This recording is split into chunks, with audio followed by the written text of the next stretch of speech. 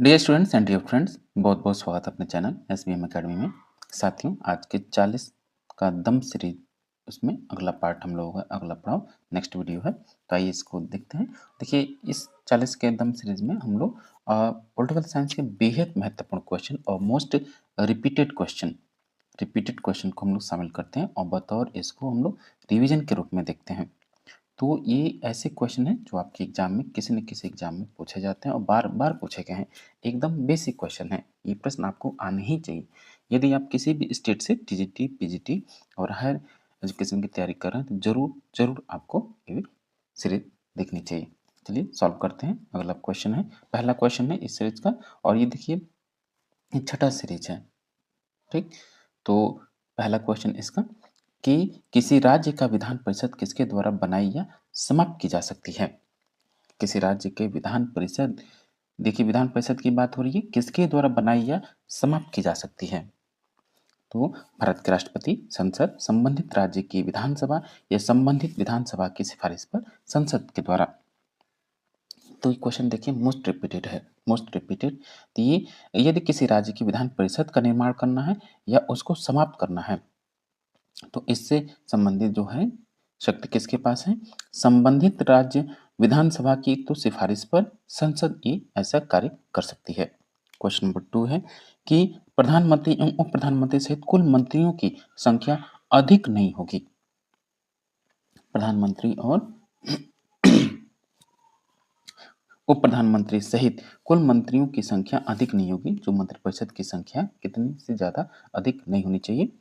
तो याद रखिएगा, इसका राइट आंसर होगा कि लोकसभा के 15% सदस्यों से, ठीक, 15% सदस्यों से ज्यादा मंत्रिपरिषद की संख्या नहीं होनी चाहिए। जितने भी आपके कुल अगर मंत्रियों की संख्या हुई तो कुल सदन के सदस्य संख्या के 15% से अधिक नहीं होनी चाहिए। ये आपका 91वें संविधान संशोधन के तहत हुआ।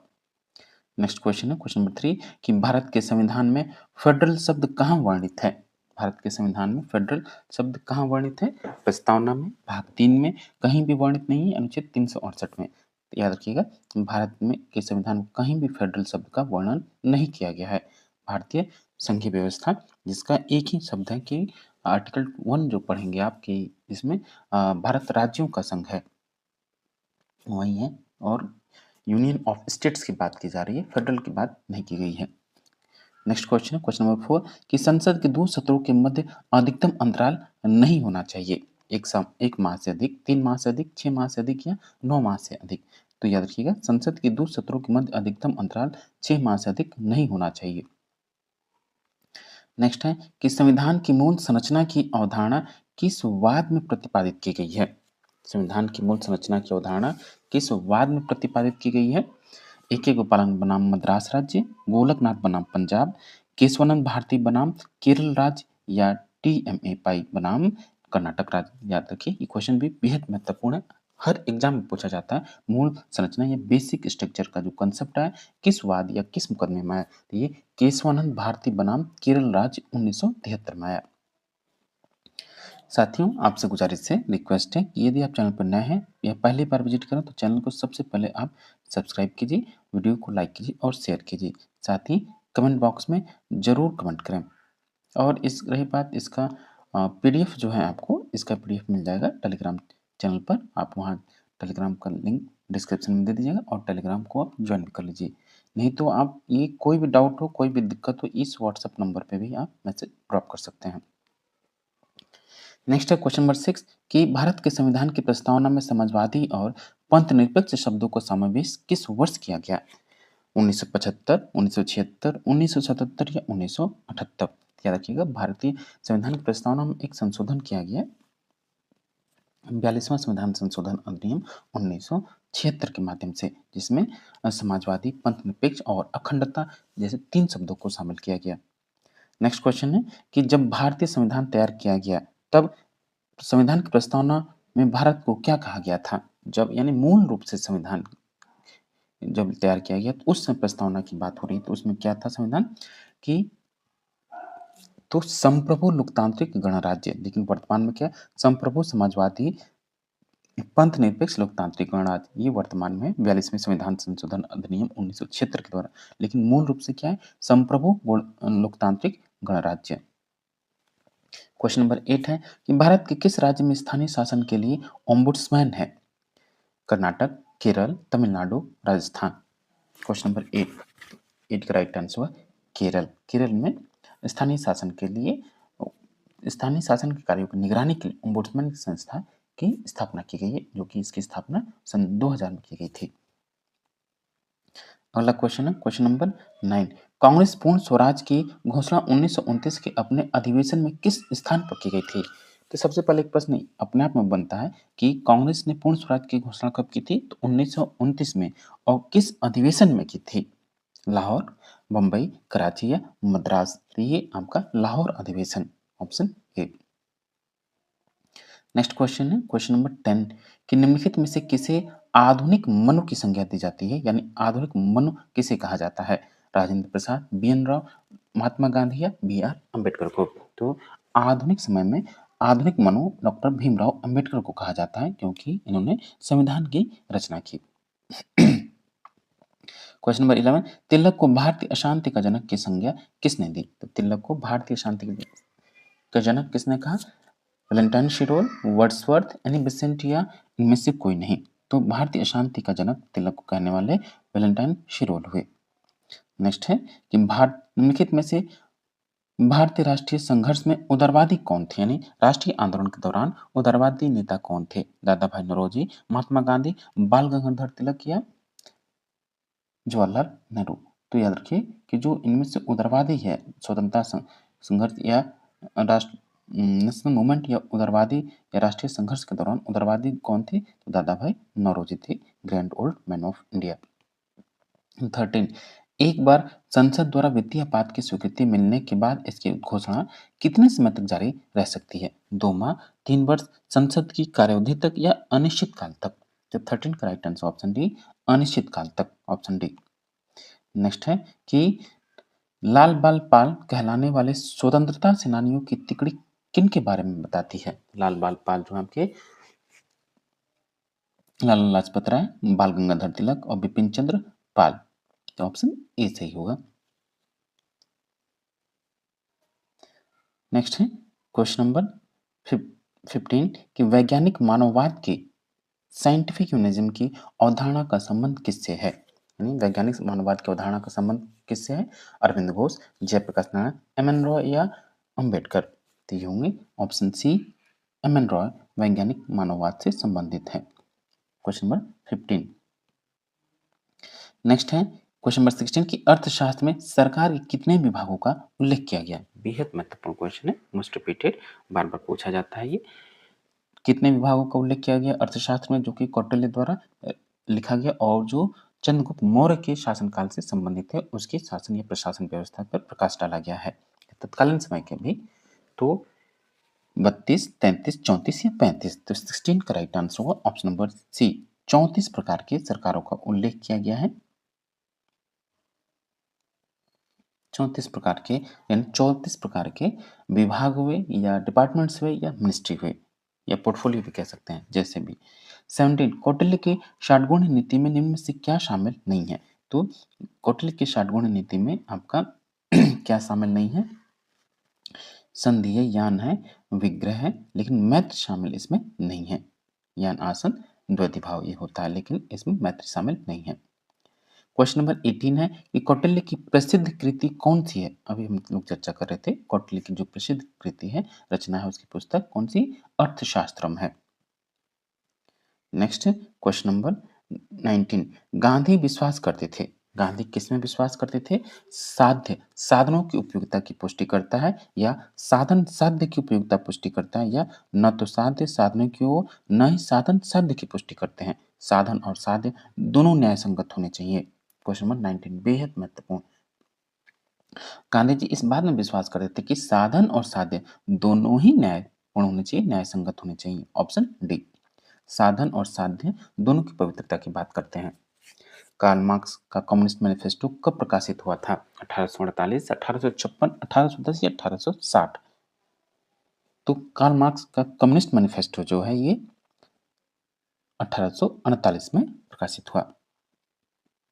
ये कार्ल मार्क्स और फ्रेडरिक एंजल्स की संयुक्त रचना है।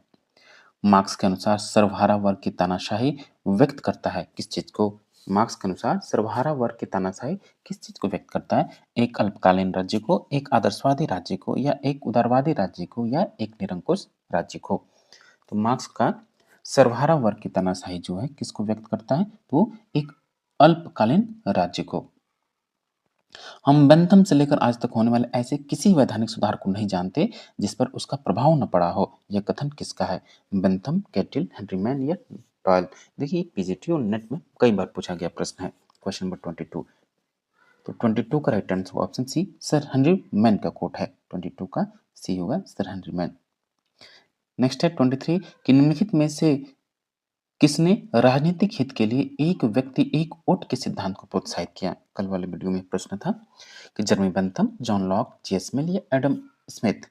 तो ये एक व्यक्ति एक वोट की बात करने वाले जर्मी बेंथम हुए जो कि उपयुक्तवाद के जनक हुए, अधिकतम व्यक्तियों के अधिकतम सुख के सिद्धांत से संबंधित हैं। साथियों फिर से मैं गुजारिश करूंगा कि चैनल को आप जरूर जरूर सब्सक्राइब करें, सपोर्ट कीजिए, जरूर सब्सक्राइब कीजिए, बेल आइकन को प्रेस कर लीजिए। टीजीटी पीजीटी पॉलिटिकल साइंस की तैयारी से आप जुड़े हैं, जरूर चैनल से जुड़ना चाहिए। और हाँ, कमेंट बॉक्स में जरूर कमेंट किया करें आप लोग। नेक्स्ट क्वेश्चन कि द फिलॉसफी ऑफ राइट किसके द्वारा लिखी गई थी? द फिलॉसफी ऑफ राइट अरस्तु, प्लेटो, हीगल या ग्रीन? तो 24 का राइट आंसर हो जाएगा आपका ऑप्शन सी, हीगल की रचना है द फिलॉसफी ऑफ राइट। किस विचारक ने महिला मताधिकार का प्रबल समर्थन किया है? अरस्तु, लेनिन, जर्मी बेंथम या जेएस मिल? 25। तो महिला मताधिकार का सर्वप्रथम व्याख्या करने वाला या सर्वाधिक प्रबल समर्थक जो हुआ वो जॉन स्टुअर्ट मिल हुआ। नेक्स्ट है राज्य पृथ्वी पर ईश्वर की यात्रा है या राज्य पृथ्वी पर ईश्वर का अवतरण है? यह किसने कहा? बेहद आसान सा प्रश्न लेकिन मोस्ट कॉमन क्वेश्चन है, मोस्ट रिपीटेड क्वेश्चन है ये। एडमंड बर्ग, हीगल, कांट या बेंथम? तो ये हीगल का कोट है कि राज्य पृथ्वी पर ईश्वर का अवतरण है। निम्नलिखित में से कौन एक सामाजिक अनुबंध विचारक नहीं है, यानी सामाजिक समझौता से संबंधित विचारक नहीं है? कौन? Immanuel Kant, Thomas Hobbes, John lock या जॉन रॉल्स? तो 27 का राइट आंसर हो जाएगा option number A, Immanuel Kant जो है आपके सामाजिक समझौता से संबंधित विचारक नहीं है। Option A, Immanuel Kant. Next है क्वेश्चन नंबर 28, कौटिल्य के लिए रूप दर्शक की अवधारणा का क्या अर्थ है? कौटिल्य के लिए रूप दर्शक की अवधारणा का क्या अर्थ है? ये क्वेश्चन भी कई बार पूछा जा चुका है। ब्यूटिशियन या सुंदर रूप देने वाला, मजिस्ट्रेट, सिक्कों का निरीक्षक या जमींदार? तो रूप दर्शक की अवधारणा जो कौटिल्य के अनुसार उसे बोलते हैं सिक्कों का निरीक्षक जो करता है उसको रूप दर्शक बोला गया है। देखिए नेक्स्ट क्वेश्चन है कि two treatises on civil government की रचना जॉन लॉक के द्वारा की गई थी। पहले ट्रीटीज यानी निबंध का प्रतिपाद्य विषय क्या है? तो पहले विषय के जो प्रतिपाद्य रचना है two treatises on civil government, ये जो पहला दूसरा निबंध है लेकिन पहला निबंध किससे संबंधित है? तो जॉन लॉक रॉबर्ट फिल्मर की आलोचना करता है उसमें। Option D. नेक्स्ट है समान इच्छा की अवधारणा किससे संबंधित है? यस, समान इच्छा की अवधारणा क्या है? 30। गुणात्मक अवधारणा, परिमाणात्मक अवधारणा, आंशिक रूप से गुणात्मक और आंशिक रूप से परिमाणात्मक, या न तो गुणात्मक और न ही परिमाणात्मक है। तो समान इच्छा एक आपकी गुणात्मक अवधारणा है। नेक्स्ट है लॉक की प्राकृतिक अवस्था थी। लॉक की प्राकृतिक अवस्था कैसी थी? तो लॉक की प्राकृतिक अवस्था कैसी थी? समाजवादी, पूर्व सामाजिक, पूर्व राजनीतिक या ऐतिहासिक? तो लॉक की जो प्राकृतिक अवस्था थी पूर्व राजनीतिक थी। Option C. लेकिन हॉब्स की जो प्राकृतिक अवस्था है पूर्व राजनीतिक और पूर्व सामाजिक दोनों है। लॉक के समझौता सिद्धांत में पहला समझौता संपन्न होता है। लॉक के समझौता सिद्धांत में पहला समझौता किनके बीच संपन्न होता है? लोगों में के आपस में, जनता एवं समुदाय के मध्य, जनता एवं संप्रभु के मध्य, जनता एवं सरकार के मध्य। तो लॉक के समझौता में जो पहला समझौता होता है तो लोगों ने आपस में, व्यक्तियों ने आपस में किया। Option A. नेक्स्ट है क्वेश्चन नंबर 33, किसने कहा कि व्यक्ति का जीवन एकाकी, क्षुद्र, शुद्ध, घिनौना, पशुवत और अल्प था? मैकियावेली, हॉब्स, लॉक या रूसो? तो 33 का राइट आंसर हो जाएगा आपका ऑप्शन बी, थॉमस हॉब्स का कोट है ये। 34 प्राकृतिक अवस्था वाले मनुष्य को आदर्श बर्बर की संज्ञा किसने दी?